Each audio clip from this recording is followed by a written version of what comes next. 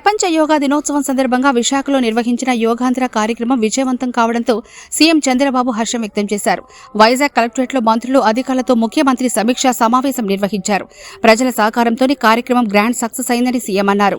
11వ అంతర్జాతీయ దినోత్సవం సందర్భంగా తాము మొదటిసారి నిర్వహించిన యోగాంధ్ర ఈవెంట్కు 2 గిన్నెస్ బుక్ రికార్డులు నెలకొల్పడం సంతోషకరమని అన్నారు. ప్రజల సహకారంతోనే యోగాంధ్రను విజయవంతం చేశామని, అందుకు ప్రకృతి కూడా సహకరించిందని తెలిపారు. సూర్య నమస్కారాలతో గిరిజన బిడ్డలు చరిత్ర సృష్టించారని, యోగాంధ్ర సూపర్ హిట్ అయిందని అన్నారు. ఇవాల్టి కార్యక్రమంలో 3.3 లక్షల మంది పాల్గొన్నారని, యోగాను విశ్వవ్యాప్తం చేయడంలో ప్రధాని నరేంద్ర మోడీ కృషి ఫలించిందని అన్నారు. యోగా అందరికీ అవసరమనే భావన తీసుకొచ్చింది మోడీ అని పేర్కొన్నారు. ఈ నేపథ్యంలో 11వ యోగా డే విశాఖ డిక్లరేషన్ తీసుకొస్తామని, యోగా పరిషత్తును ఏర్పాటు చేస్తామని, ఆరోగ్యానికి యోగానే గేమ్ చేంజర్ అని సీఎం చంద్రబాబు అన్నారు.